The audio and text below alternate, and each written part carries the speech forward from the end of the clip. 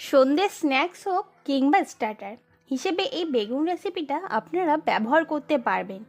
এই রেসিপিটা দেখতে যেরকম ইউনিক ঠিক তেমনই খেতেও অসাধারণ। ও হ্যাঁ, আপনারা দেখছেন ডাকোয়া রান্নাঘর, আর সঙ্গে আছি আমি প্রিয়াঙ্কা। এই বেগুন রেসিপির জন্য আমি এখানে 4টে বেগুন নিয়ে নিয়েছি।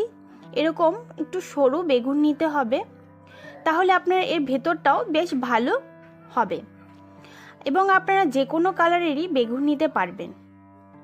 এরপরে বেগুনের ছোকলাটা আমি ছুলিয়ে দেব। আপনারা চাইলে বেগুনের ছোলাটা রেখেও দিতে পারেন, কিন্তু আমি এখানে ছুলে দিচ্ছি, তার একটাই কারণ, যেহেতু এটা কাটতে হবে, তাই এটা কাটতে সুবিধা হবে, তার জন্য আমি এর ছোকলাটা ফেলে দিচ্ছি। ঠিক এরকমভাবে আমি প্রত্যেকটা বেগুনের ছোলাটা ছুলিয়ে নেব। বেগুনের ছোলাটা ছোলানো হয়ে গেলে পর এটাকে কেটে নিতে হবে। প্রথমেই এর নিচের অংশটা কেটে বাদ দিয়ে দিতে হবে। এরপরে বেগুনটাকে ঠিক এভাবে কাটতে হবে। সাধারণত যেরকমভাবে আপনারা ফ্রেঞ্চ ফ্রাইয়ের আলুটা কাটেন পাতলা পাতলা করে, ঠিক সেম প্রসেসেই এই বেগুনটাকেও কাটতে হবে। তবে একটু খুব সাবধানে কাটতে হবে, যেন বেগুনের কোনো অংশ আলাদা না হয়ে যায়, তাহলে সেক্ষেত্রে এটাকে ভালো লাগবে না দেখতে। তাই খুব সাবধানে এই বেগুনটাকে কাটতে হবে। আপনারা নিশ্চয়ই দেখতে পাচ্ছেন যে আমি বেগুনটাকে কিভাবে কাটছি। এইভাবে একটু ধরে ধরে সময় নিয়ে বেগুনটাকে কাটতে হবে। এই একই পদ্ধতিতে প্রত্যেকটা বেগুন কেটে নিতে হবে। দেখুন বেগুনটা কত সুন্দর লাগছে দেখতে, আর এটার কিন্তু কোনো অংশই আলাদা হয়ে যায়নি।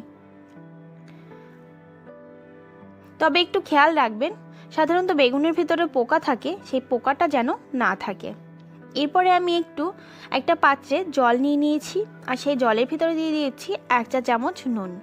এরপরে আমি নুনটাকে ভালো করে গলিয়ে নেব কিংবা জলের সঙ্গে মিশিয়ে নেব।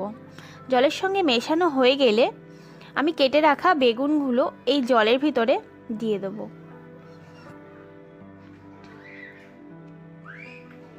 এরপরে আমি বেগুনটাকে 10 থেকে 15 মিনিট মতন এই জলের ভিতরেই ভিজিয়ে রেখে দেব। এর ফলে বেগুনের ভিতরে নুনের টেস্টটাও খুব ভালোভাবে ঢুকে যাবে।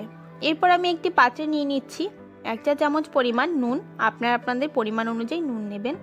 আর দিচ্ছি 3 চা চামচ মতন ময়দা, আর সঙ্গে দিচ্ছি 1 চা চামচ কর্নফ্লাওয়ার। আপনারা এই ক্ষেত্রে চালের গুঁড়ো ব্যবহার করতে পারেন। আর কালার জন্য দিচ্ছি 1/2 চা চামচ লঙ্কার গুঁড়ো, আর সঙ্গে দিচ্ছি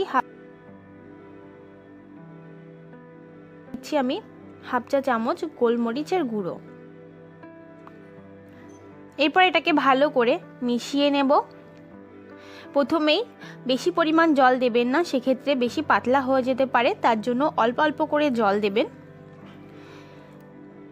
এরপরে ভালো করে এটাকে মিশিয়ে নিতে হবে, যেন এর ভিতরে কোনো দলা বা গোলা গোলা না থাকে, সেটা অনুযায়ী খুব ভালো করে এটাকে মিশিয়ে নিতে হবে।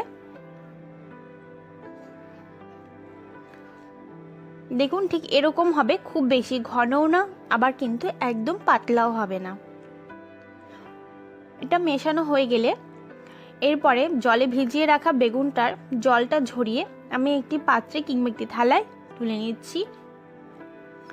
এরপরে আমার মতন এরকম কোনো টিস্যু কিংবা কোনো পরিষ্কার কাপড় দিয়ে ভালো করে এর জলটা ভালো করে সোপ করে নিতে হবে, যেন বেগুনের গায়ে কোনো প্রকার জল না থাকে। কিংবা আপনারা চাইলে এটাকে একটু পাখার নিচেও রেখে দিতে পারেন। এরপরে আমি যে মশলাটা রেডি করে রেখেছিলাম, সেই মশলাটার ভেতরে বেগুনটা দিয়ে ভালো করে বেগুনের গায়ে মিশিয়ে নেব, যেন বেগুনের প্রত্যেকটা অংশে এই উপকরণটা ভালো করে মিশে যায়। এই একইভাবে প্রত্যেকটা বেগুন কিন্তু এরকমভাবে মিশিয়ে নিতে হবে। এরপরে আমি একটি পাত্রে ব্রেড ক্রাম্বস নিয়েছি, এই ব্রেড ক্রাম্বসের ভিতরে বেগুনটাকে দিয়ে দিতে হবে, এবং এই ব্রেড ক্রাম্বসটাও বেগুনের প্রত্যেকটা অংশে ভালো করে মিশিয়ে নিতে হবে। এই ব্রেড ক্রাম্বসটা দেওয়ার একটাই কারণ, তাহলে এই বেগুনের বাইরেটা বেশ ক্রিস্পি হবে এবং খেতেও অসাধারণ হবে। এই ব্রেড ক্রাম্বসটা আপনারা বাড়িতেই খুব সহজে বানিয়ে নিতে পারবেন।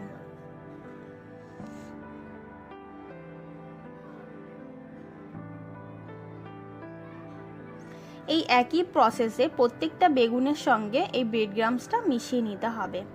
মেশানো হয়ে গেলে এটাকে একটু হালকা ঝেড়ে দেবেন যাতে এক্সট্রা গুঁড়োগুলো নিচে পড়ে যায়। এরপরে আমি একটি কড়াইয়ে তেল গরম বসিয়ে দিয়েছিলাম। অবশ্যই সাদা তেল এখানে দিতে হবে। তেলটা খুব ভালো করে গরম করে তারপরে এর ভেতরে বেগুনটা ছেড়ে দিতে হবে। তেলটাকে কিন্তু খুব ভালো করে গরম করে নিতে হবে। আমি এটা আবারও বলছি, তেল যদি ঠান্ডা থাকে তাহলে কিন্তু বেগুনের ভিতরে তেলটা টেনে নেবে, সেক্ষেত্রে ভেতরটা খুব অয়েলি হবে এবং খেতেও খুব বেশি ভালো লাগবে না। অবশ্যই এটাকে মিডিয়াম টু লো ফ্লেমে ফ্রাই করতে হবে, তাহলে এটার ভেতরটাও খুব সুন্দর সিদ্ধ হবে এবং বাইরেটাও খুব ভালো ক্রিস্পি হবে। এক পাশ ভাজা হয়ে গেলে অপোজিট পাশটাও একই প্রসেসে ভেজে নিতে হবে এবং ভাজা হয়ে গেলে এর তেলটা ঝরিয়ে টিস্যু পেপারের উপরে তুলে নিতে হবে। দেখুন আমি কিন্তু টিস্যুর উপরেই তুলে নিচ্ছি, ফলে এক্ষেত্রে এর ভেতরে যদি এক্সট্রা কোনো অয়েল থাকে সেই অয়েলটা টিস্যুতে সোপ করে নেবে।